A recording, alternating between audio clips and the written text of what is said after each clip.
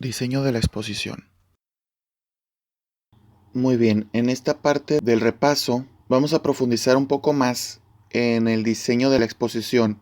Aquí nos estamos refiriendo a la parte donde realizamos el bosquejo, ¿de acuerdo? ¿Qué vamos a ver aquí? Vamos a ver todo lo relacionado a la redacción preliminar del discurso, desde la secuencia lógica hasta los bosquejos. También vamos a ver un poco de el equilibrio entre las ideas, para finalizar con la forma de agregar introducciones y conclusiones. Muy bien. Redacción preliminar. Es conveniente que el orador elabore un bosquejo o esquema de su discurso. Este ejercicio le facilita al conferenciante organizar sus ideas y a la hora de la presentación oral le ayude a recordarlas.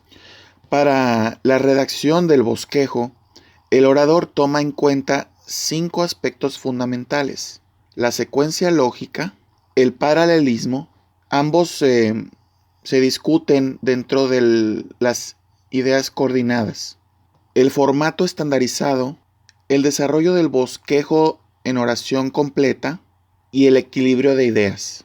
Bueno, vamos a ir despacito con cada aspecto. La secuencia lógica. Las ideas principales deben reflejar una secuencia lógica y sistemática, donde cada idea conduce hacia la siguiente.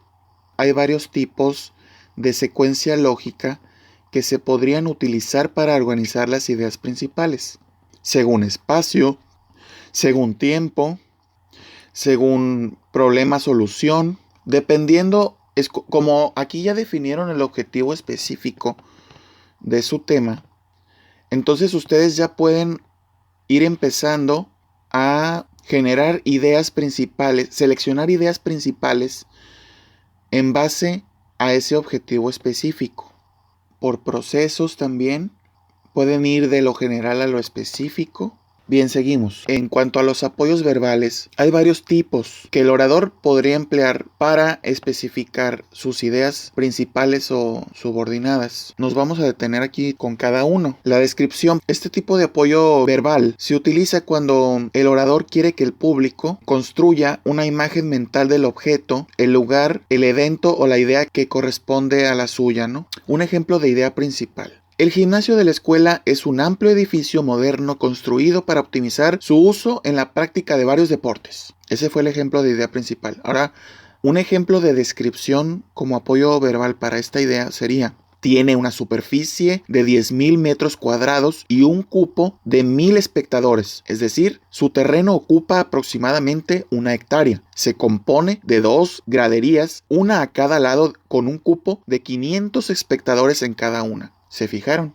Ahora bien, la definición. Este se usa como apoyo verbal cuando el orador piensa que una palabra es importante para la comprensión de su idea y esta es desconocida para el público. El orador también empleará la definición como apoyo verbal cuando quiera establecer un significado común entre él y el público sobre un concepto que se presta a varias interpretaciones. Un ejemplo de idea principal. Las caricias positivas hacen feliz a la gente. Ahora, para definir esta idea principal, puede usarse lo siguiente: las transacciones sencillas que proporcionan reconocimiento mantienen activa la comunicación y brindan a la persona la sensación de estar viva.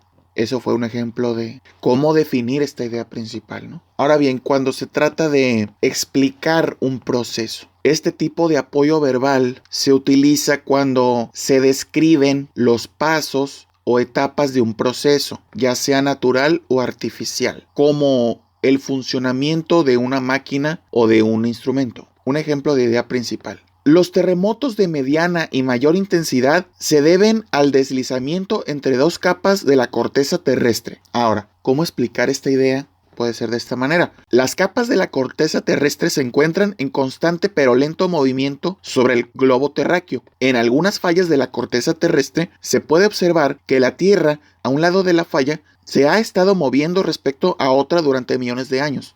Este era únicamente un ejemplo de cómo explicar el proceso natural como apoyo verbal. La analogía. Con analogía, el orador intenta clarificar un concepto desconocido por el público mediante la referencia a una idea que sí considere que sea conocida. Aquí, por ejemplo, en esta idea principal, una característica interesante del delta o pez peleador, decían, es que respira aire atmosférico. Ahora, aquí les va el ejemplo de analogía para esta idea principal.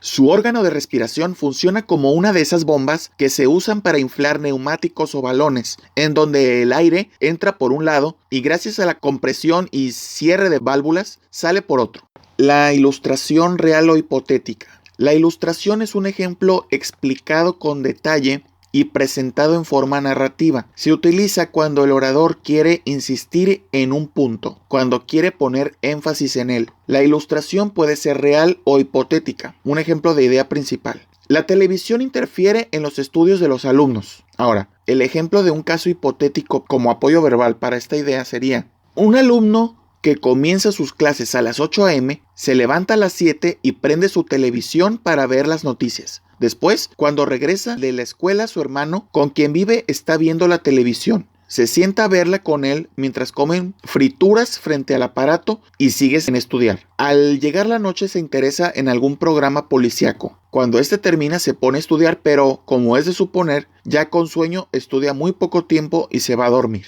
Caso específico. A diferencia de la ilustración, el caso específico es un ejemplo que no se desarrolla con detalles en forma narrativa. Para utilizar este tipo de apoyo verbal, solo se cita una persona, un lugar, un objeto o un evento para concretar y especificar la idea principal. Un ejemplo. Los insectos tienen un resistente esqueleto externo y parecen desproporcionadamente fuertes para su tamaño.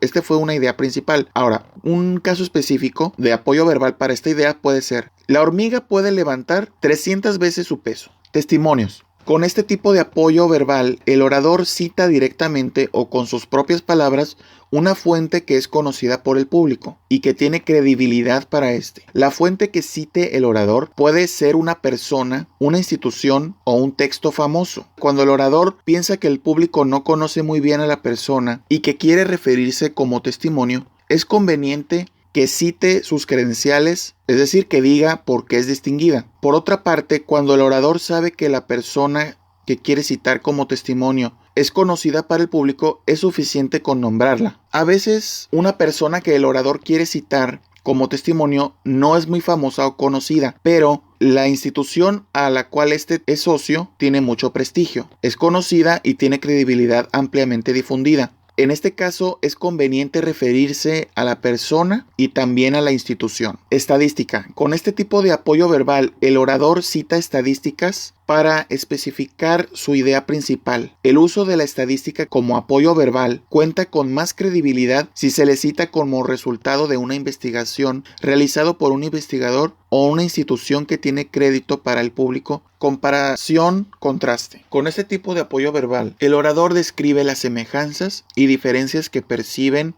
entre dos personas, dos objetos, dos lugares, dos o más eventos, dos o más objetos, acciones o ideas. Un ejemplo de idea principal. Los dos tipos de alcoholismo son el que conlleva la pérdida de control y el que causa incapacidad para abstenerse de beber. Ese fue el ejemplo de idea principal. Ahora, ¿cómo hacer una comparación que sirva de apoyo verbal? Estos tipos en que el alcoholismo se conlleva la pérdida de control una vez que una persona está bebiendo, no se puede controlar hasta que termina ebrio, pero puede abstenerse de beber durante el lapso que quiera. En cambio, en el alcoholismo que presenta incapacidad para tenerse de beber, la persona se puede controlar en cuanto a la cantidad que debe, pero no se puede abstener de beber por más de 24 horas. Este fue un ejemplo de apoyo verbal comparativo. La división y clasificación. Con este tipo de apoyo verbal, el orador agrupa a las personas, los objetos, los lugares, los eventos, las acciones e ideas de acuerdo con su principio significante e informativo. Por ejemplo, se podrían agrupar los coches según tamaño y marca, la ropa según función o color, las personas según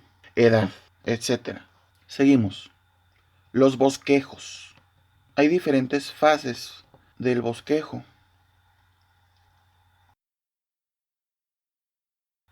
La fase tópico En esta fase, el orador solo requiere acomodar las ideas principales que identificó al organizar sus ideas sueltas en forma de esquema o bosquejo. Permite verificar si sus ideas principales están en relación coordinada y si siguen en secuencia lógica.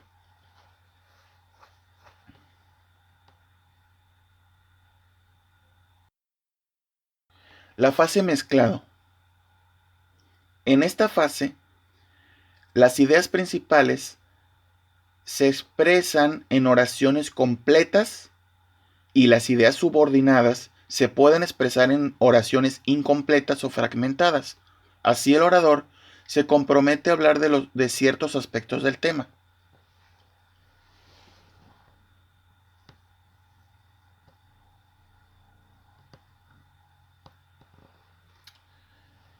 La fase de oración completa. En esta fase, tanto las ideas principales como las subordinadas se expresan en oraciones completas.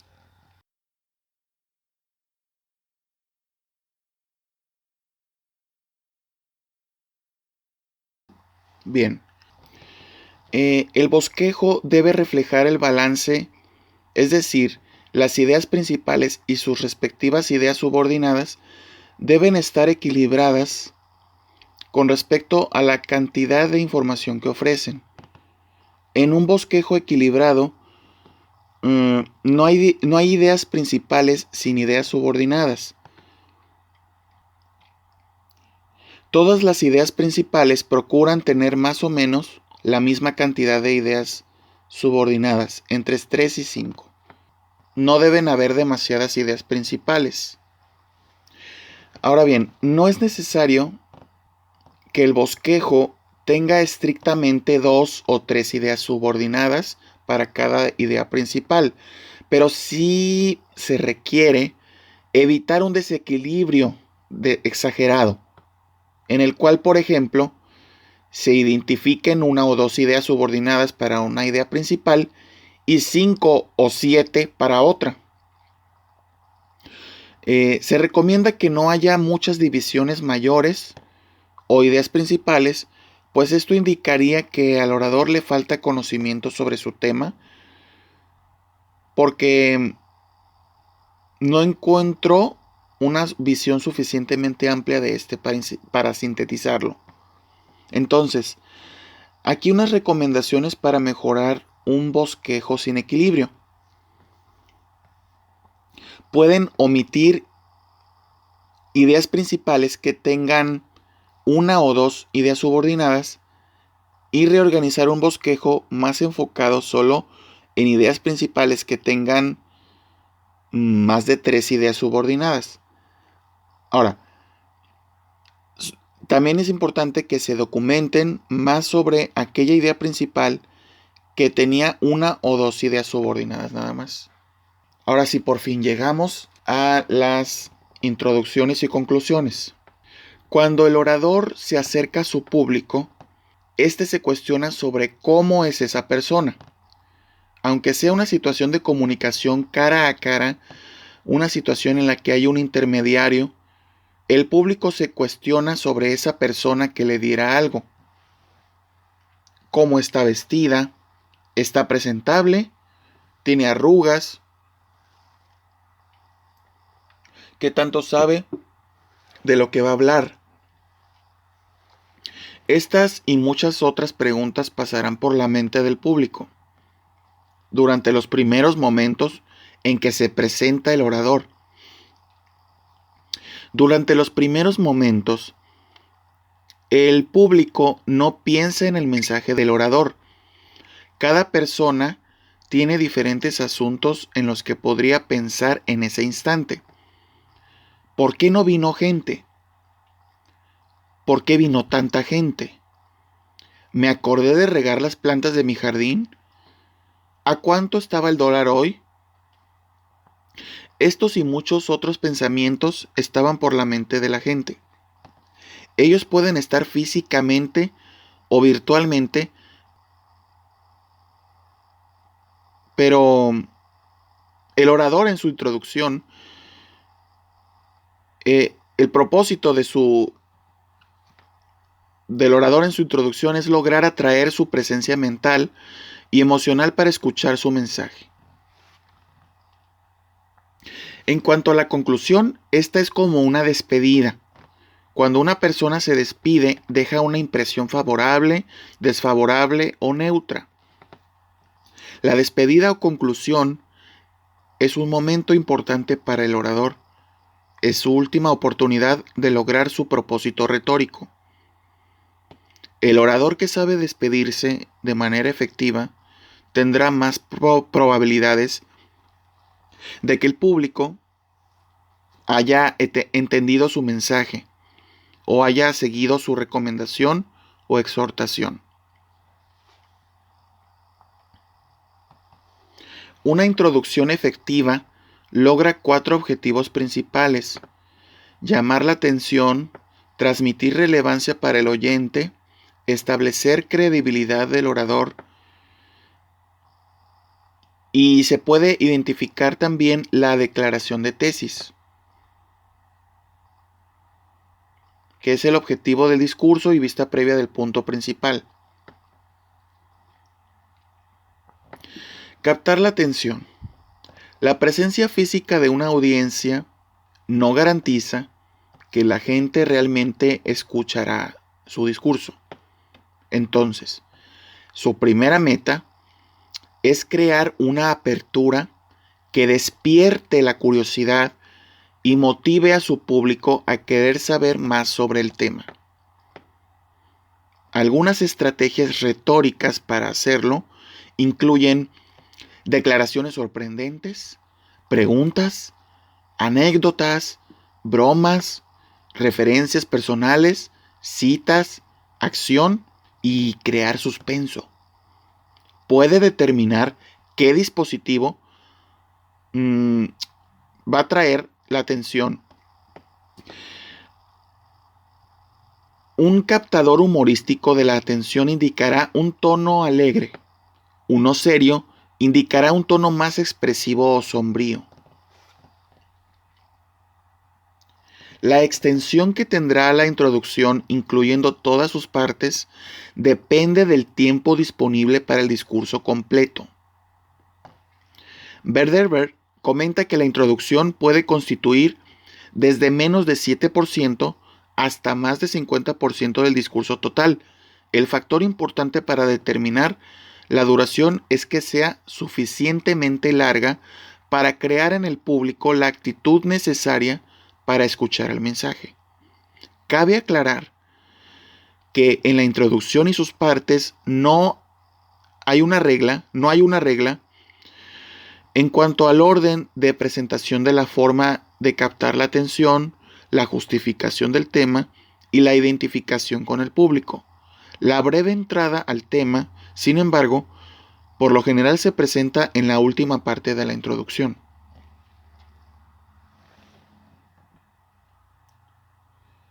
Una vez que haya desarrollado el cuerpo del discurso, es cuando puede decidir cómo introducirlo.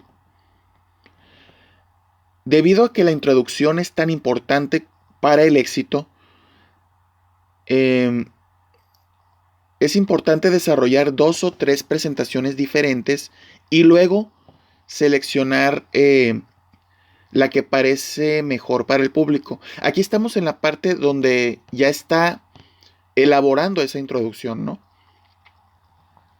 Una introducción es generalmente de aproximadamente 10% de la longitud de todo el discurso. Así que para un discurso de 5 minutos, aproximadamente 750 palabras, una introducción de unos 30 segundos, aproximadamente 60 o 85 palabras, es apropiada.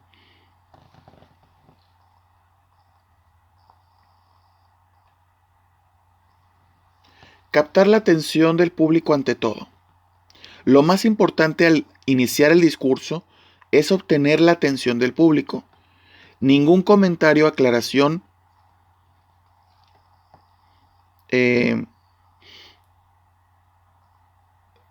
disculpa o información tiene más importancia. El orador debe evitar cualquier comentario al inicio de su discurso que no tenga el objetivo de captar la atención del público. Demuestra una actitud de seguridad y confianza en sí mismo, con la forma de acercarte al podio, de pararte enfrente, de mirar al público y de decir las primeras palabras. Demuestra la actitud de confianza en ti mismo. Piensa que tienes un mensaje importante que quieres compartir con tu público.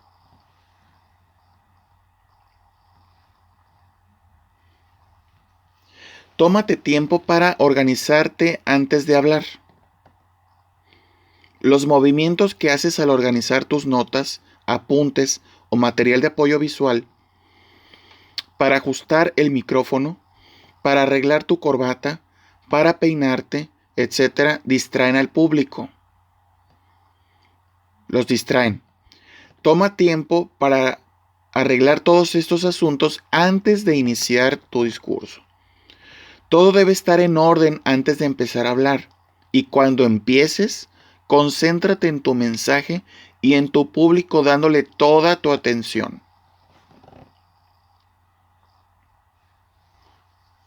Ofrece comentarios apropiados y relevantes para la ocasión. Debes intentar relacionar tus comentarios iniciales con el discurso del orador que habló antes que tú o con algún otro tema del programa o con algo que dijo la persona que lo presentó. De esta manera, aclaras la relación que tiene tu mensaje con el propósito del programa, evento o la ocasión en general. Mantén un lenguaje y estilo consistentes. El lenguaje y estilo de tu introducción debe ser consistente con el resto de tu discurso. Sería inapropiado, por ejemplo, emplear un lenguaje y estilo formal en la introducción y después en el resto del discurso usar lenguaje y estilo informal. Tu discurso debe reflejar consistencia en contenido y tu forma de presentarlo también debe ser consistente y apropiada para el tema y el contenido. Seguimos. La conclusión. Las funciones de la conclusión varían según el objetivo del discurso. La conclusión de los discursos informativos, por lo general, tiene la función de resumir el contenido que se presentó, aunque a veces el orador quiere también que su público reflexione acerca de alguna idea en particular. En el discurso persuasivo de motivación, la conclusión funciona para estimular o motivar a la acción. Las conclusiones de los discursos persuasivos, de convicción y de refutación tienen las mismas funciones que las conclusiones de los discursos informativos. Sin embargo, las conclusiones de los discursos persuasivos de convicción y de refutación también cuentan con las funciones de defender el status quo en el caso de refutación, de alentar un cambio en el status quo en el caso de convicción. Estas dos funciones adicionales se intentan al provocar en el público un estado de ánimo, una actitud, opinión, creencia o percepción. Para el discurso de entretenimiento, la función de la conclusión puede ofrecer una moraleja sobre el aprendizaje adquirido a partir de la experiencia narrada por el orador. Conviene aclarar que estas funciones son las alternativas que existen para el orador, quien decide la función que quiere que tenga la conclusión empleada. Ok, aquí unos consejitos para una buena conclusión. Planea bien tu conclusión. Las personas que trabajan en los medios de comunicación masiva enfrentan a una persona, se encuentran más alertas cuando el entrevistado empieza a decir sus últimas palabras, porque saben que allí estará la parte más importante de su mensaje. Esto indica que las conclusiones son importantes. La persona inteligente, el buen comunicador, talentoso, hacen su mayor esfuerzo para captar las ideas del final del mensaje. Deben considerar la conclusión lo que realmente es tu última o es su última oportunidad en esa situación, de dejar al público con las ideas que considera importantes. Avisa cuando llegues a la conclusión. Es conveniente que avises al público cuando llegas al punto de concluir. Puedes hacer ciertos comentarios para anunciar que vas a concluir. Por ejemplo, ahora podemos concluir que, para resumir lo que hemos visto en estos últimos momentos, podemos pensar en 3 puntos principales. Primero, entonces hemos dicho que esos comentarios anuncian al público que se va a dar la información en forma resumida y le permite concentrarse en escuchar el mensaje. Ofrece comentarios apropiados y relevantes para la ocasión. Debes intentar relacionar tus comentarios finales con el discurso del orador que hablará después de ti, o con algún otro tema o evento que sucederá en el programa. De este modo, aclara la relación que tiene tu mensaje con el propósito del programa, evento o la ocasión en general. Mantén un lenguaje y estilo consistentes. El lenguaje y estilo de tu conclusión deben ser consistentes con el resto de tu discurso, y este mismo debe ser coherente y consistente tanto en contenido como en tu lenguaje y estilo al presentarlo. Muchas gracias.